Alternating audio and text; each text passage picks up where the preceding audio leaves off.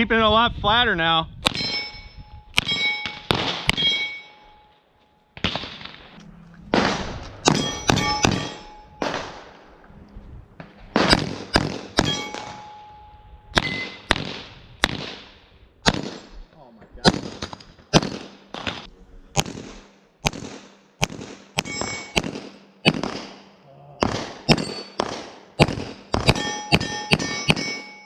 So I took the Mark 23 out, and we haven't seen good old Jessica Rabbit in a minute. So I thought, hey, let's do a video. So here we are. I was able to shoot this a little more aggressively than I usually do. I gotta be honest with you, I usually bring this to shoot at range with. And when I went to the range, this was with my buddy and his dad again, but I spent 2 magazines shooting at 100 yards and 200 yards, and for those of you that know, I preload my stuff. I brought 150 rounds for this. The whole goal was everybody got 50, so I burned literally half my rounds trying to shoot out to range. So I don't have a lot of shooting footage for this, but it was nice to see other people shoot it and run it. It's not as fast as other guns, but it has a level of practicality that I think a lot of people ignore. It's easy for a Mark 23 owner to try to justify that, to be honest. It's just like the guys with the Makarovs and the pocket pistols and the mouse guns trying to say, no, this is a practical gun. And it's the same. This is on the other side of the spectrum, where there's the guys with the Glock 17Ls and the 6-inch 1911s or X series guns trying to say, no, this is practical. Or the Desert Eagles. It's the same. The Mark 23 does fit into that category because it's bigger than full size, but it's a really smooth shooter, and it's very, very, very tough. So this does still have a practical application for me, and I think I'm going to run it in a few more dynamic things. But I haven't showed you this gun in a while, and I think the last time I did it was about 1,000 rounds down the pipe. We're sitting at 1,750 now, so it's not quite a 2,500. Let's see how the finish is wearing, and honestly, it looks the same. I mean, I haven't lost any more barrel finish, so I'm kind of happy about that. But it's a practical gun, and I think, you know, having one of these in a backpack or having it in a drop leg holster or a chest rig or something, you know, kind of like Sicario. You know, you have your fast pistol and then you have your dedicated suppressed gun. This would be great for that dedicated suppressed gun, or the world's ending and I need something that's going to get me through an unknown amount of time, you know. That's what this gun's great for. 12 rounds on tap's not bad. It's not a showstopper, but 12 rounds on tap, 12 plus 1 making 13. That's pretty relevant for 45. You know, 1911 is 8 rounds, and a lot of guys run those. So having 12 is pretty decisive, and then having a couple reloads, you're pretty much set. It's a really good shooting gun. And one of the things I'm learning is you can learn to drive it and run it like other handguns. The single action trigger will get you in trouble if you start going as fast as the trigger can go.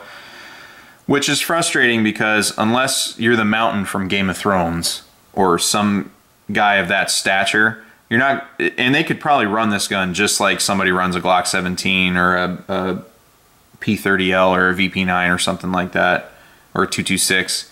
They could run this gun that well because they're huge. But for us regular people, it is slightly frustrating sometimes that the reciprocating mass and the fact that you have to consciously 100% drive this thing 100% of the time, or it's going to recoil a lot, is, you know, I understand that frustration, but I think once I put a suppressor on it and maybe find some sort of light adapter that I'm comfortable with and put some night sights on it, because it is pre-drilled for Trijicon vials, quote unquote.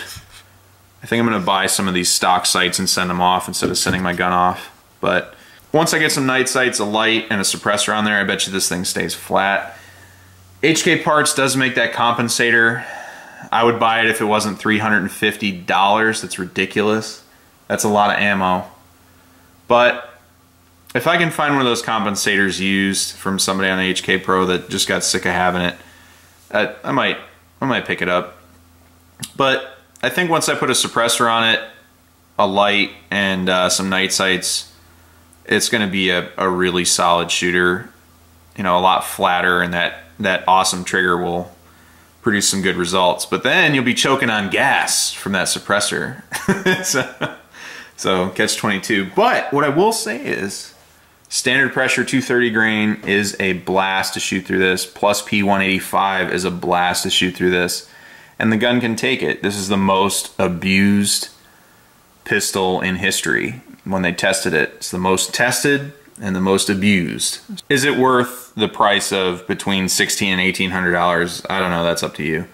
I've run it quickly, and again, you have to be all in all the time when you're using this thing, but in a serious situation or a tactical situation, or whatever word you want to attach to, I gotta use this thing for real, it's not bad at all. And I don't feel outgunned with it. I don't feel like I'm in a bad spot with it. In fact, the increased sight radius and increased barrel length actually gives me pretty solid confidence.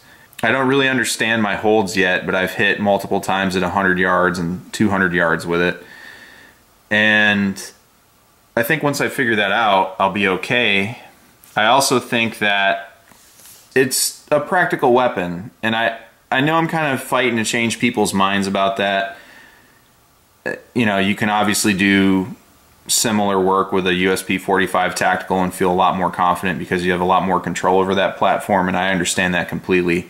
But the USP-45, while super tough, is not as tough as this thing. And I know it's kind of like pickup trucks. Most people don't need a diesel. Like, you go to Texas, most people don't need diesels down there, but they have them. That's what this is. Most people just need a USP-45, if anything, and can make that work just fine. And this is the diesel you don't need, but if you had to use, would be very beneficial to have. So I'm looking forward to putting this through its paces some more, shooting it more frequently, and I've put it in the hands of probably about 4 or 5 more people at this point, and they all enjoy shooting it. So it's nice to give it to somebody that's like, no, that gun's stupid, and letting them run it and saying, oh wow, it's not that bad, or hey, I really like that trigger, it's a lot better than I thought. Yeah, it's nice to have those experiences. So and that was echoed. It's funny because my buddy in the video is the one who sold me this gun back in the day.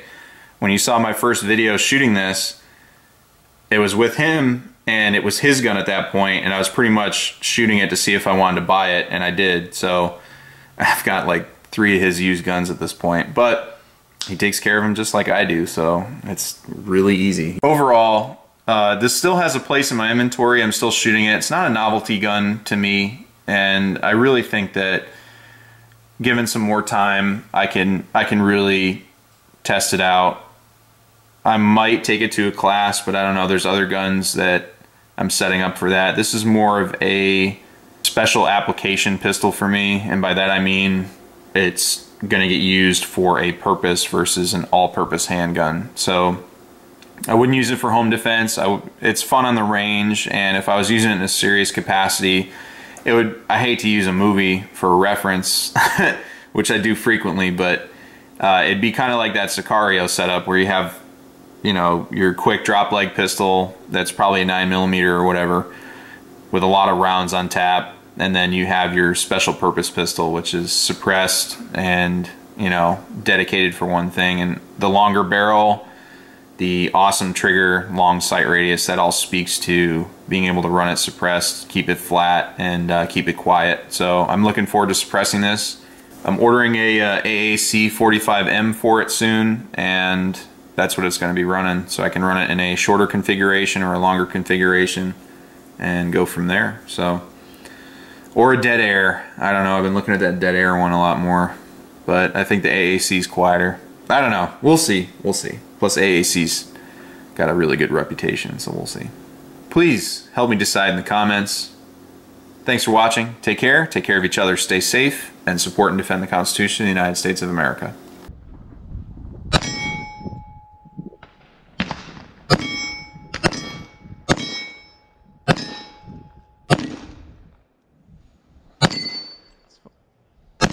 Mark makes everyone look badass. Kept it. He let the first one bounce, and then he like started to drive it. Yep. Yeah. Shoots nice though, huh? Wonderful. Why did you ever sell this to him? Because I didn't like the muzzle flip. It's not that bad. No, wait till I put a can on it.